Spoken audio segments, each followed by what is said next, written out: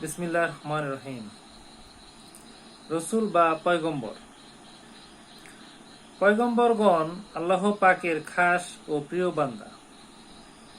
মানব জাতি যাতে শয়তানের প্রলোভনে পড়ে সৎ পথ ভুলে না যায় ও পাপ কাজে লিপ্ত না হয়, সেজন্য তাদেরকে আল্লাহ পাকের আদেশ নিষেধসমূহ অবগত করাতে আল্লাহ তাআলা যুগে যুগে অসংখ্য পয়গম্বর দুনিয়াতে প্রেরণ করেছেন। পয়গম্বরগণ সবাই সম্পূর্ণ নিষ্পাপ নির্দোষ ছিলেন। আল্লাহ তাআলা তার বান্দাদেরকে সৎ পথ প্রদর্শনের জন্য একাদিক্রমে 1,24,000 বা তারও বেশি পয়গম্বর দুনিয়াতে প্রেরণ করেছেন। এদের মধ্যে সর্বপ্রথম পয়গম্বর হযরত আদম আলাইহিস সালাম এবং সর্বশেষ ও সর্বশ্রেষ্ঠ পয়গম্বর আমাদের প্রিয় নবী হযরত মুহাম্মদ মুস্তাফা সাল্লাল্লাহু আলাইহি ওয়াসাল্লাম। নিম্নে কতিপয় বিশেষ প্রসিদ্ধ পয়গম্বরের নাম ও তাদের সংক্ষিপ্ত বর্ণনা দেওয়া হলো।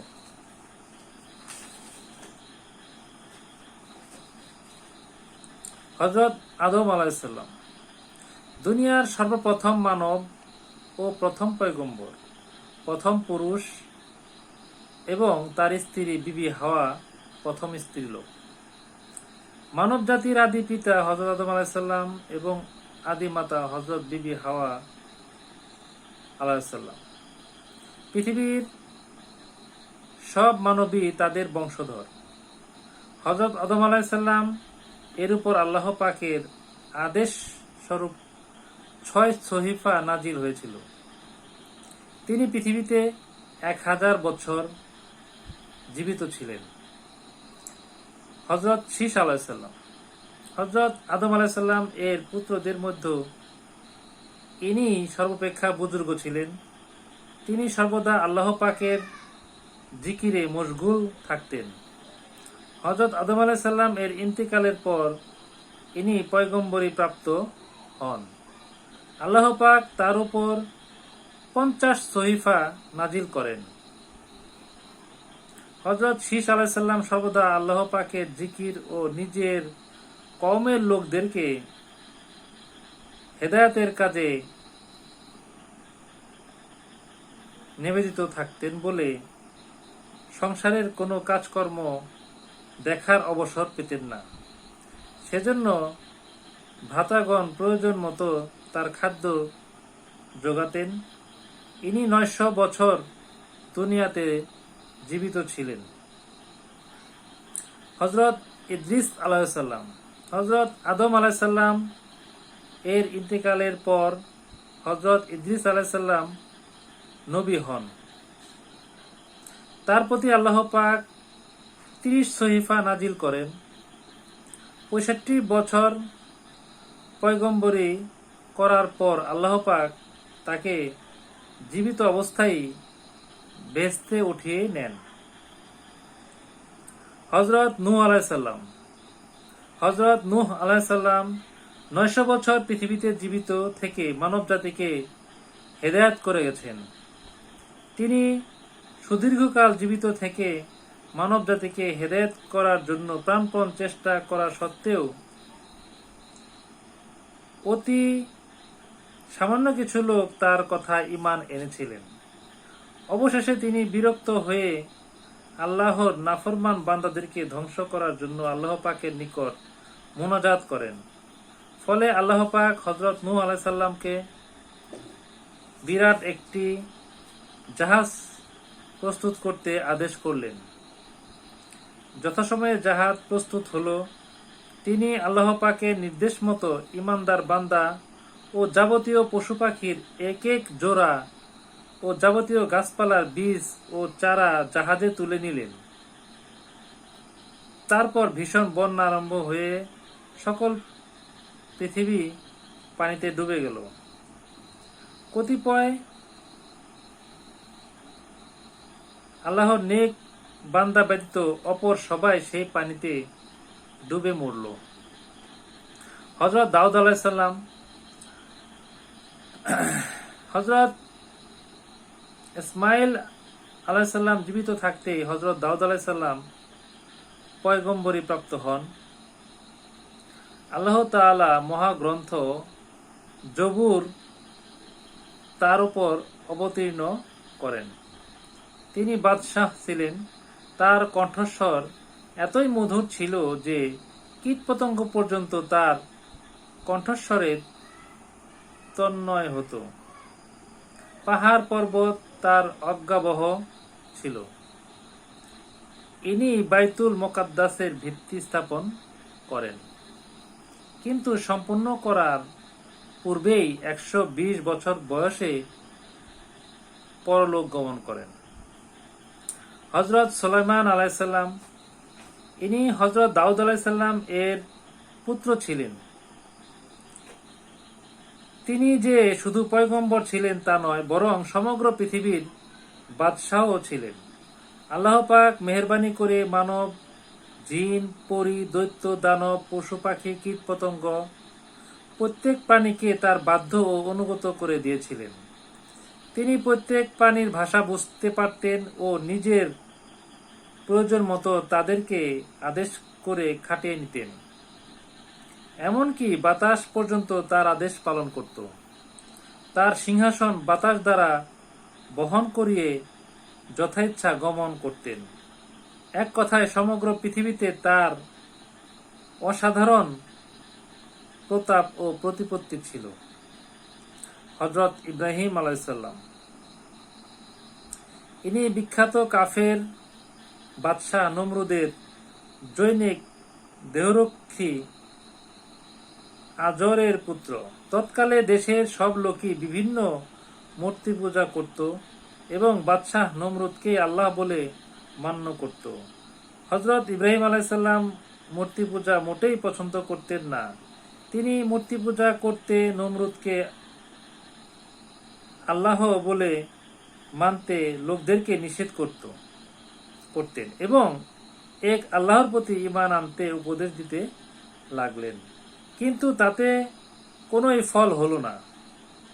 অবশেষে একদিন তিনি সুযোগ মতো তাদের দেব মন্দিরে গিয়ে সব মূর্তি চূর্ণ বিচূর্ণ করে ফেললেন। নমরুদ এই অপরাধে হযরত ইব্রাহিম আলাইহিস সালামকে শাস্তি দিতে বিরাট এক অগ্নিকুণ্ড প্রস্তুত করে তাকে তাতে নিক্ষেপ করল, কিন্তু আল্লাহ পাকের অনুগ্রহে সেই ভীষণ আগুনে তার এক গাছি পশম পর্যন্ত দগ্ধ হল না। এ দেখে বহু লোক তাকে আল্লাহর নবী বলে বিশ্বাস করে ঈমান আনলেন, কিন্তু কাফের নমরুদ ঈমান আনলেন না।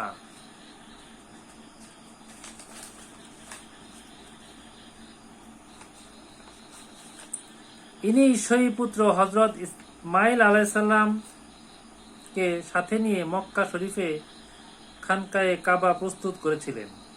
হযরত ইব্রাহিম আলাইহিস সালাম আল্লাহ পাকের এতই ভক্ত ছিলেন যে আল্লাহ তাকে সন্তুষ্ট করার জন্য একমাত্র পুত্র হযরত ইসমাইল আলাইহিস সালামকে কোরবানি দানে উদ্যত হতেও কুণ্ঠিত হন নাই। এজন্যই তার উপাধি খলিলুল্লাহ অর্থাৎ আল্লাহর দোস্ত হয়েছিল। তার উপর আল্লাহ পাকের আদেশ স্বরূপ 10 সহিফা নাজিল হয়েছিল। হযরত মুসা আলাইহিস সালাম, পৃথিবীর বিখ্যাত কাফের বাদশাহ ফেরাউনের সময়ে হযরত মুসা আলাইহিস সালাম জন্মগ্রহণ করেন। বাদশাহ ফেরাউন তার প্রজাবৃন্দের মধ্যে নিজেকেই আল্লাহ বলে ঘোষণা করেছিল এবং প্রজাগণ সবাই ফেরাউনকে আল্লাহ বলে মনে করত। আল্লাহ তাআলা ফেরাউন ও তার প্রজাদেরকে হেদায়েত করার জন্য হযরত মুসা আলাইহিস সালামকে নবী করে পাঠিয়েছিলেন। হযরত মুসা আলাইহিস সালাম তাদেরকে সৎ পথে পরিচালিত করার জন্য বহু উপদেশ দিতে লাগলেন, কিন্তু তাতে কোনোই ফল হলো না, বরং কাফেররা হযরত মুসা আলাইহিস সালামকে তার বংশের লোকজনকে নানা প্রকার কষ্ট দিতে লাগলেন। তারপর তিনি নিজ কওম বনি ইসরায়েলদেরকে নিয়ে স্থানান্তরে চলে যান। ফেরাউন ও তার দলবল এবং এ সংবাদ পেয়ে তাদেরকে অনুসরণ করতে গিয়ে সাগর পার হবার সময় সবাই তাতে ডুবে মরে। হযরত মুসা আলাইহিস সালাম আল্লাহ পাকের এতই প্রিয় হয়েছিলেন যে তিনি তুর পর্বতে গিয়ে স্বয়ং আল্লাহ পাকের সাথে কথোপকথন করতেন। এজন্য তার উপাধি হয়েছিল কলিমুল্লাহ। হযরত মুসা আলাইহিস সালাম এর উপর তাওরাত কিতাব নাজিল হয়। হযরত ঈসা আলাইহিস সালাম ইনি আল্লাহ পাকের অসীম কুদরতে অবিবাহিত ও চিরকুমারী বিবি মরিয়মের গর্ভে জন্মগ্রহণ করেন। সেজন্য তার উপাধি হয়েছিল রূহুল্লাহ। তার উপর আল্লাহ পাকের বাণী ইনজিল কিতাব নাজিল হয়েছিল। হযরত মুহাম্মদ মুস্তাফা সাল্লাল্লাহু আলাইহি সাল্লাম হযরত ঈসা আলাইহিস সালাম এর ইন্তেকালের 500 বছর পরে 570 খ্রিস্টাব্দে মক্কা নগরে কুরাইশ বংশে আমাদের আখিরি নবী হযরত মুহাম্মদ মুস্তাফা সাল্লাল্লাহু আলাইহি সাল্লাম জন্মগ্রহণ করেন। তার পিতার নাম হযরত আব্দুল্লাহ ও মাতার নাম বিবি আমেনা। পয়গম্বরদের মধ্যে ইনি সর্বশেষ ও সর্বশ্রেষ্ঠ পয়গম্বর। তারই উপর আমাদের সর্বশ্রেষ্ঠ ধর্মগ্রন্থ আল্লাহ পাকের কালাম কোরআন মজিদ অবতীর্ণ হয়। হযরতের জন্মের পূর্বে আরবের লোকেরা নিতান্ত অসভ্য ছিল। পৃথিবীতে এমন কোনো পাপ কাজ ছিল না যা তারা করত না। তারা গাছ পাথর নানারূপ দেবদেবীর পূজা করত। পবিত্র খানকায়ে কাবাতেও তৎকালে 360টি বিভিন্ন দেবদেবীর মূর্তি স্থাপিত ছিল। তিনি আরবের লোকদেরকে পাপ পথ হতে ফিরিয়ে সৎ পথে আনার জন্য প্রাণপণ চেষ্টা করতে লাগলেন।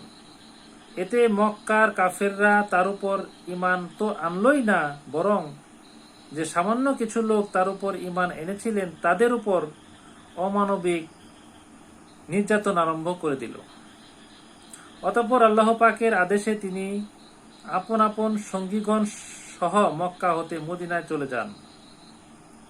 মদিনার লোকেরা তাদেরকে সদরে স্থান দিয়ে অত্যন্ত মনোযোগের সাথে হযরতের অমূল্য বাণী শ্রবণ করে দলে দলে ইসলাম গ্রহণ করতে লাগলেন।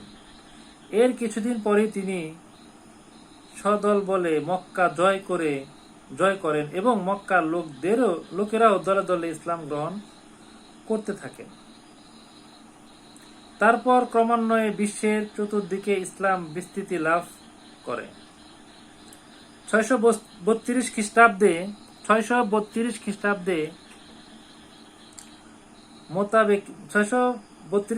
মোতাবেক 11 হিজরি সালের 12 রবিউল আওয়াল তারিখে বিশ্বের সব মুসলমানকে শোক সাগরে ভাসিয়ে পবিত্র মদিনা শহরে হযরত মুহাম্মদ মুস্তাফা সাল্লাল্লাহু আলাইহি সাল্লাম ইন্তেকাল করেন। ইন্না লিল্লাহি ওয়া ইন্না ইলাইহি রাজিউন।